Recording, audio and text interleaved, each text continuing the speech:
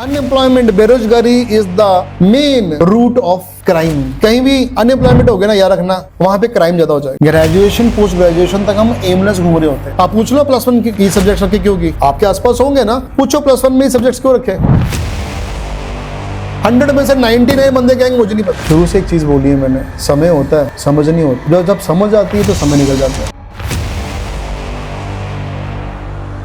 Students mostly unemployed. अब वो unemployed है क्योंकि यहाँ पे ना तो इंडस्ट्री है, ना तो पढ़ने का स्कोप ज्यादा, ना तो अच्छे एजुकेशनल इंस्टीट्यूट है। तो उनके माइंड में क्या आता है, फिर मम्मी पापा क्या बोलते हैं, यहाँ पे क्या पढ़ा है, कनाडा चल रहा है, कनाडा जाके प्रधानमंत्री लग जाएगा ना। आप समझो ना, unemployment is the cause of every action. फिर ये अनएम्प्लॉयमेंट स्टूडेंट्स को, इनको आईफोन चाहिए, इनको गाड़ी चाहिए, इनके इसके लिए जेब में क्या चाहिए, पैसा चाहिए। यूट्यूब पे देखते हैं वो ऐसा वो ये कर रहा है। छोटा दिमाग होता है, अभी बच्चा दिमाग होता है, इनकी कोई गलती नहीं है। गलती है एनवायरनमेंट की, सर्कमस्टांसेस। फिर वो जो सर्कमस्टांसेस है उसका फायदा उठाकर बहुत सारे देशद्रोही जो सेंटीमेंट्स जो है लोगों के, वो इन बच्चे को टारगेट करते हैं। इनके जेब में हेरोइन चिट्टा डाला जाता है, उसको बोला जाता है कि तूने कुछ नहीं करना है, बैग में यहाँ से लेके जाके उस बंदे को दे दे। ये एक कैरियर के रूप में आगे बढ़ जाते हैं और इनके जेब में पैसा आ जाता है और इनको लगता है कि इससे अच्छा काम ही नहीं जिंदगी में कोई, इससे बढ़िया काम क्या हो सकता है। ना मेरी पढ़ाई डिस्टर्ब हो रही है, ना किसी को शक हो रहा है, मुझे पैसा भी मिल रहा है, मैं तो अच्छा काम भी कर रहा हूँ। फिर मम्मी पापा को कहता है कि मैं बहुत अच्छा काम कर रहा हूँ। जब धीरे धीरे बढ़ता है ना, तो मम्मी पापा को फिर क्वेश्चन मार्क आता है दिमाग में कि यार इसके पैसे कहाँ से आ रहे हैं, ये घूम के सर है, इसको पॉकेट मनी तो इतनी हम दे नहीं रहे। तो अल्टीमेटली जब तक पकड़ा जाता है तब तक बहुत देर हो चुकी होती है। सो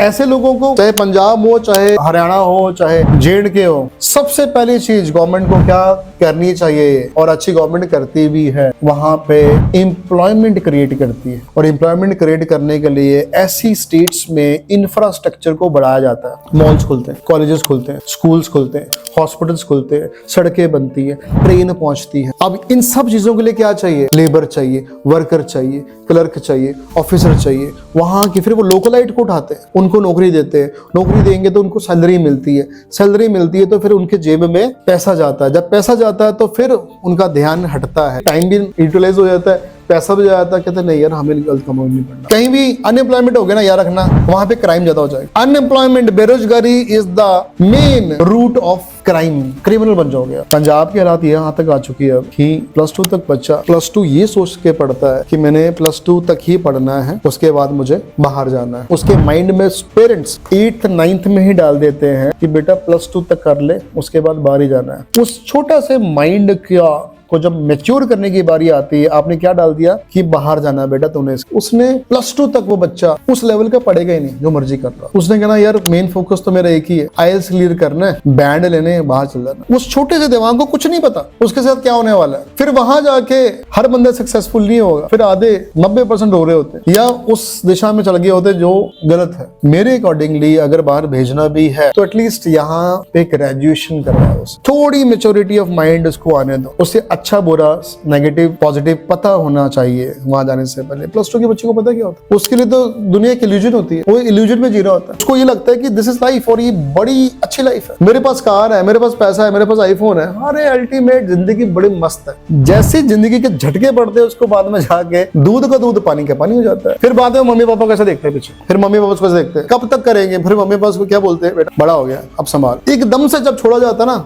बच्चे को, that is a wrong thing. आप पहले ही दिमाग में डालो यार इतना क्यों उसको आजादी दी हुई थी आपने, और +1 +2 में ही बच्चों उसको उसका एम दिखा दिया जाए। ग्रेजुएशन पोस्ट ग्रेजुएशन तक हम एमलेस घूम रहे होते हैं, और नॉर्थ इंडियंस ज्यादा, इनको पता नहीं होता करना क्या, एमलेस घूम रहे होते हैं। मम्मी पापा को भी नहीं पता क्या करना है, बच्चों को भी नहीं पता होता क्या करना है, कांड हो जाता तब तक यार। जैसे ही बच्चा 10th या +1 में, उसे पूछो, उसकी काउंसलिंग करवाओ, उसको गाइड करो, उसको अच्छे काउंसलर के पास लेके जाओ, फिर बोलो कि बेटा करना क्या चाहता जिंदगी। जरूरी नहीं UPSC, जिस तरह भी झुकाव है उसको अच्छा डायरेक्शन दिया जाए। आपका हर बच्चा सक्सेसफुल हो सकता है यार, हर बच्चा सक्सेसफुल हो जाता है, हर बच्चा अच्छा बिजनेसमैन बनेगा, हर बच्चा अच्छा UPSC ऑफिसर बनेगा, IAS बनेगा, DCP बनेगा, DIG बनेगा। अरे उसको बताओ तो सही, बताता ही नहीं कोई भी यार। यहाँ पे नोटिफिकेशन आई, आपने बता दिया आ जाओ 3 महीने के लिए। पहले 10th के बच्चे को क्यों नहीं बताया, +1 के बच्चे को क्यों नहीं बताया, +2 के बच्चे को क्यों नहीं बताया। आप पूछ लो +1 की सब्जेक्ट रखे क्यों की, पूछो आपके आसपास होंगे ना, पूछो +1 में सब्जेक्ट्स क्यों रखे। 100 में से 99 बंदे कहेंगे मुझे नहीं पता, दोस्त ने रखे थे। ये है पंजाब के हालात। फिर बाद में रोना, मैं नहीं चाहता ऐसा हो,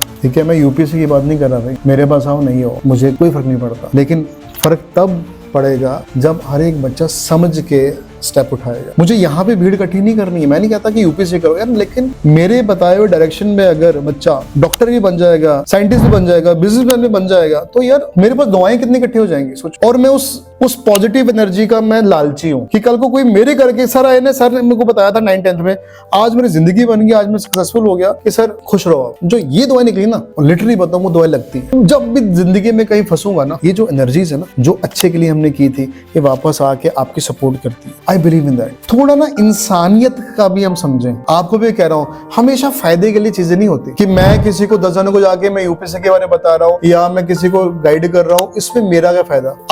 हम बिजनेसमैन अच्छे बिजनेसमैन नहीं है। अगर आप ऐसा सोच रहे हो ना, तो अच्छे बिजनेसमैन नहीं हो। आपको नहीं ऐसे पता लगा कि आप कहीं मुसीबत में पकड़े थे, एकदम एक पावर से ही आपको मुसीबत से निकाल के बाहर चलेगी। आपने कहा ये क्या हो गया? ये हुआ नहीं बेटा, ये आपने कभी किसी टाइम किसी की हेल्प की होगी, वो पावर, वो एनर्जी आई, किसी भी रूप में आई, आपको बचाया और निकल गई। Newton's third law of motion, action and reactions are always equal and opposite. मैं मानता हूँ चीज, action and reaction. Do your actions, reactions will be come. Do your positive actions, reactions will be come. Do your negative actions, negative will be come. It's all about that. Life is very easy. Enjoy करो यार, हमें enjoy करना life को, अपने targets को पूरा करते हुए। शुरू से एक चीज बोली है मैंने, समय होता है, समझ नहीं होती। जब समझ आती है तो समय निकल जाता है। तो दोनों चीजें जिसके पास है, समय और समझ, सक्सेसफुल वही है दुनिया में। उसके सक्सेस झक मार के जेब में आएगी। मोस्टली 99.99% जो लोग हैं दुनिया के, वो टाइम को पीछे से पकड़ने की कोशिश करते हैं, फिर टाइम निकल जाता है। टाइम के पीछे मत भागो कभी, उसको पकड़ने के, टाइम के आगे, एक स्टेप आगे। और जब टाइम का वो जो बंदा किसी के साथ बैठ जाता है ना आके, फिर जो मर्जी करवा लेना उससे जिंदगी, जो बोलोगे ना वो करेगा।